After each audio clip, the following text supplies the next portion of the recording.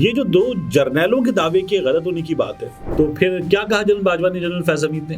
ये जो बार बार कहते हैं कि आरटीएस बिठाया गया, पीटीआई को लाया गया, यहाँ तक कि इमरान खान साहब ने अपनी कैबिनेट को भी नहीं बताया था। अब जो सिचुएशन है उस सिचुएशन के लिए वो जनरल बाजवा के उस मशवरे को जिम्मेदार करार दे रहे हैं।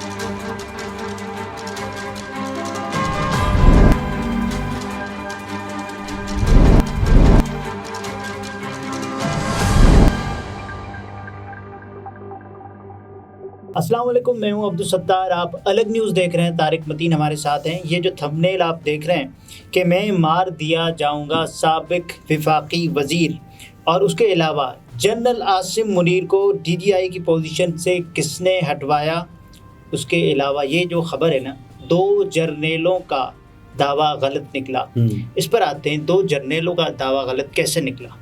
देखिए, शहजाद अकबर साहब डायरेक्टरी सस्पेंस फोड़ देते हैं, तोड़ देते हैं। शहजाद अकबर साहब जो एसेट रिकवरी यूनिट के सरबराह थे, मुआविन खुसूसी इमरान खान साहब की काबीना में बराए एहतिसाब उन्होंने एक इंटरव्यू दिया है। ये इंटरव्यू उन्होंने दिया है siyaasat.pk को। शहजाद अकबर साहब अब यूके में हैं जी। अभी पिछले कुछ दिनों में उनके भाई जो है मुराद अकबर साहब, वो भी गायब रहे थे।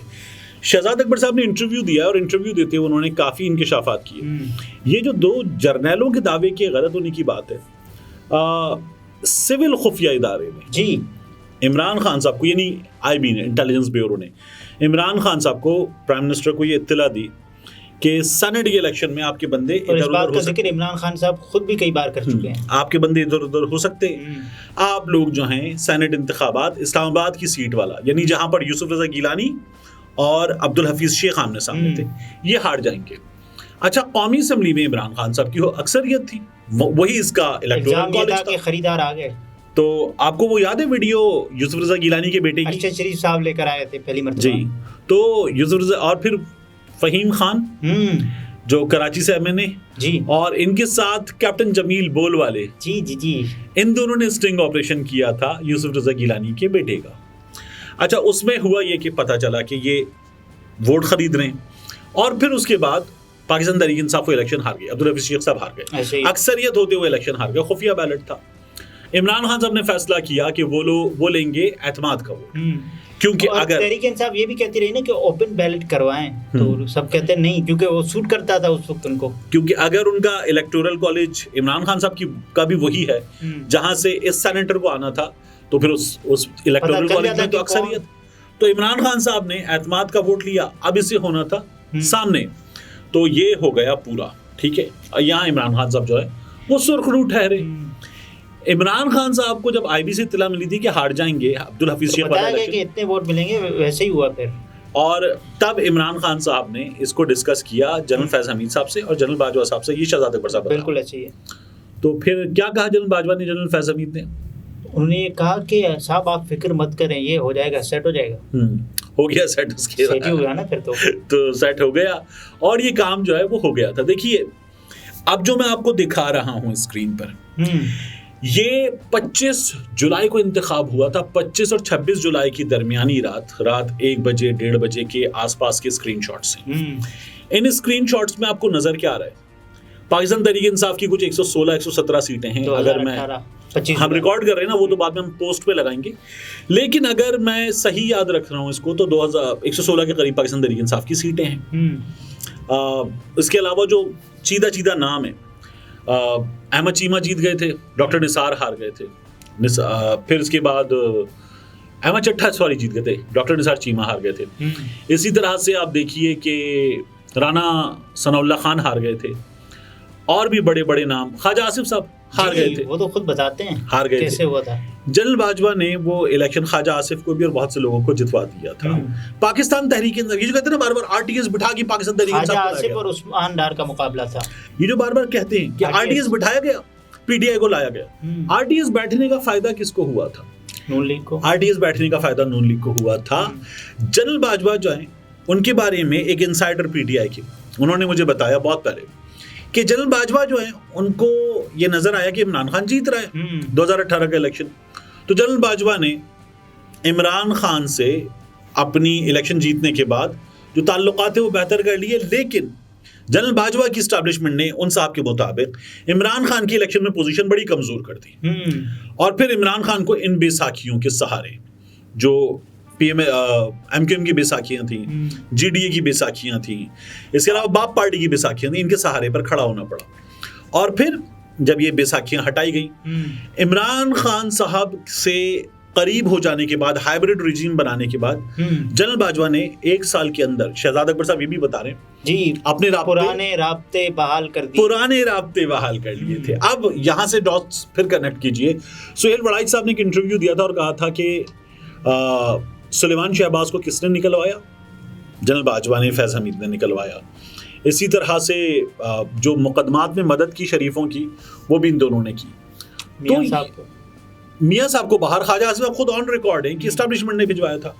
तो ये तमाम काम इन लोगों ने करवा दिए थे। जनरल बाजवा ने पुराने राब्ते बहाल कर लिए थे। और ये जो मियां नवाज शरीफ की गुजरांवाला की तकरीर थी, जनरल बाजवा साहब जिम्मेदार आप हैं, वो भी फिक्स्ड मैच था। अब तो ये नजर आता है। तो ये हो गया और जनरल बाजवा साहब ने काम कर दिया। उसके बाद इमरान खान साहब की जमात की जो कमजोर हैसियत थी, उसकी वजह से बाद में ऐसी की तैसी हो गई। अच्छा, एक दूसरा मामला के जनरल आसिम मुनीर, जो उस वक्त इमरान खान साहब के दौर में, जिनके बारे में बार बार ये बताया था कि उन्होंने बुशरा बीवी के हवाले से इमरान खान साहब को एक रिपोर्ट दी थी। इमरान खान साहब कहते हैं ये दुरुस्त नहीं है। तो उसके बाद फिर खान साहब ने हटा दिया था, बल्कि ये बात के जनरल बाजवा ने उनको कहा था कि आपने हटा दी। अच्छा, शहजाद अकबर साहब कह रहे हैं कि ये भी जनरल बाजवा साहब का मशवरा था कि जनरल आसिम मुनीर को, यहाँ तक कि इमरान खान साहब ने अपनी कैबिनेट को भी नहीं बताया था। ओके, सिविल जो एडमिनिस्ट्रेशन है उसके अंडर, उसके वजीर आजम के अंडर होता है DGISI, होता आम तौर पर, हमेशा नहीं। बेनजीर साहिबा ने एक रिटायर्ड ऑफिसर भी लगाया था, होता आम तौर पर हाजिर सर्विस आर्मी ऑफिसर है, और ये कोई और इंटेलिजेंस ऑफिशियल भी हो सकता है, लेकिन आम तौर पर DGISI हिस्ट्री में सिर्फ 2 मरतबा हुआ है। इमरान खान साहब के हटाने से ये पहले एक मरतबा हो चुका है, तो बेनजीर साहिबा ने हटाया था। तो इमरान खान साहब जो हैं, उन्होंने इनको हटाया। ये वजीर आजम के मातहत ओहदा होता है, इसीलिए आप देखते हैं कि जो DGISI की पोस्ट पर बराजमान शख्सियत होती है, वो आम तौर पर मीटिंग्स वगैरह में या मुलाकातों में वो आपको यूनिफॉर्म में नजर नहीं आते। आप फैज हमीद साहब की तस्वीरें वगैरह देखें तो वो सूट में होते हैं आम तौर पर, तो वो वर्दी में नहीं होते, क्योंकि ये खुफिया इदारे के सरबराह हैं एक। दूसरा, ये जो है वो वजीर आजम के अंडर होते हैं, तो इसलिए ये आपको इस तरह से नजर आता है, हालांकि मोस्टली ये हाजिर सर्विस ऑफिसर होते हैं। अच्छा, एनीवेज, शहजाद अकबर साहब ये कह रहे हैं कि जब हटाने की एक सुबह बाद जब वो और उसके अलावा आज़म खान साहब इमरान खान साहब से मिले, तो खान साहब से उन्होंने कहा, शहजाद अकबर साहब ने, कि you have done a Nawaz Sharif. तो उन्होंने कहा नहीं तुम्हें नहीं पता, हिम्मत करनी पड़ती है। शहजाद अकबर ये कह रहे हैं कि जनरल बाजवा को ये चाहिए था कि इमरान खान साहब को दुरुस्त मशवरा देते। इससे हुआ ये कि गलत तौर पर इमरान खान साहब का तासुर गया एक इदारे में, एक पाकिस्तान के बहुत बड़े इदारे में, फौज में। यानी अब जो सिचुएशन है, उस सिचुएशन के लिए वो जनरल बाजवा के उस मशवरे को जिम्मेदार करार दे रहे हैं। मेरा ख्याल ये है कि शहजाद अकबर साहब जो हैं, वो इन चीज़ों के दरमियान से अपनी रीडिंग ही बता रहे हैं, अपना माइंड बता रहे हैं। मेरा ये ख्याल है कि शहजाद अकबर साहब इसको ज़्यादा रीड आउट कर रहे हैं। टू अर्ली टू जज वाली बात है। तो अभी देखना चाहिए। लेकिन बहरहाल शहजाद अकबर साहब ने अपनी ज़िंदगी के हवाले से भी, अच्छा, उससे पहले इंटरव्यू में अपनी ज़िंदगी के से पहले वो ये कहते हैं कि असद मजीद साहब ने जो दावा किया था ना कि इमरान खान साहब और बाजवा साहब का कलेक्टिव डिसीजन था दौरे रूस का, तो जब डोनाल्ड लू ने ये बात बताई तो उन्होंने कहा नहीं, ये तो फैसला इमरान खान साहब का था। तो शहजाद अकबर साहब इसको रीड करते हुए ये बताते हैं कि हो सकता है कि जनरल बाजवा साहब ने क्लेरिफाई किया हो कि ये तो खान साहब का फैसला था। जनरल बाजवा साहब जो हैं, उन्होंने तो बाकायदा तौर पर एक इवेंट था इस्लामाबाद में, सिक्योरिटी डायलॉग था, उस डायलॉग में भी तकरीर करते हुए ये बता दिया था कि यूएस हमारा एलाय है और हमारी पॉलिसी में रशिया के हवाले से वो जगह नहीं है। और ये उस मौके पर था कि इमरान खान साहब, मेरा ख्याल है कि वो उस दौरे पर मौजूद थे, पीछे ये सिक्योरिटी डायलॉग में गुफ्तगू हुई थी या उसके 1-2 दिन बाद की बात है। तो जनरल बाजवा साहब ने तो फौरी तौर पर ये काम कर दिया था। इमरान खान साहब ने उनसे पूछा भी था, तो उन्होंने कहा नहीं, वो गलत कॉन्टेक्स्ट में ली जा रही है गुफ्तगू, सियाक़ो सबाक़ से हटकर मेरा बयान लिया जा रहा है। शहजाद अकबर साहब ये कह रहे हैं कि उनकी जान को ख़तरात हैं, वैसे ही ख़तरात जैसे अरशद शरीफ साहब को थे, और जब वो मुल्क से बाहर गए तो बदकिस्मती से उनको वीज़ा नहीं मिल सका किसी भी यूरोपियन कंट्री का। अगर वो उस कंट्री या किसी भी मुल्क यूरोपियन मुल्क में होते तो ज़्यादा महफूज होते, बजाय इसके कि वो केनिया में थे। सही। देखिए शहजाद अकबर साहब जो हैं वो अब यूके में मौजूद हैं। वो ये कह रहे हैं कि मैंने यूके अथॉरिटीज़ को भी ये बात बताई है कि मेरी ज़िंदगी को ख़तरात ला के, और वो भी कहते हैं कि अपनी जो मूवमेंट्स हैं उन पर नज़र रखें। तो शहजाद अकबर साहब जो हैं वो he has every right to I mean stay in whatever country he feels himself safe, तो वो तो बिल्कुल ठीक है। अरशद शरीफ शहीद वाला जो मामला था, तो अरशद शरीफ पर तो पाकिस्तान में होते हुए ज़मीन तंग थी। शहजाद अकबर साहब जो हैं वो इस तरह के हालात से पहले पाकिस्तान से चले गए थे, और उसके बाद जो है वो शहजाद अकबर साहब पाकिस्तान से बाहर हैं। उन्हें पाकिस्तान में मुख्तलिफ मौक़े पर बुलाया गया इदारों की जानिब से, नैब ने भी बुलाया, तो शहजाद अकबर साहब उसके लिए तैयार नहीं है। अच्छा, वो ये कहते हैं कि अगर आपने तहकीकात करनी है तो मैं पाकिस्तान एम्बेसी चला जाता हूँ, और वीडियो लिंक के ज़रिए जो भी तफ्तीश करनी है आप मुझसे कर लें, लेकिन मैं पाकिस्तान इसलिए नहीं आ सकता क्योंकि पाकिस्तान में इस वक्त कानून की हुक्मरानी नहीं है और मेरी ज़िंदगी को शदीद ख़तरात लाक हैं, मैं मार दिया जाऊँगा का अगर मैं पाकिस्तान नहीं, अगर मैं मिडिल ईस्ट आया तो भी तो शहजाद अकबर साहब जो हैं, खैर वो तो उनका राइट है उनका कि वो जहाँ महफूज तसव्वुर करते हैं वो वहाँ रहें, ये उनका राइट है।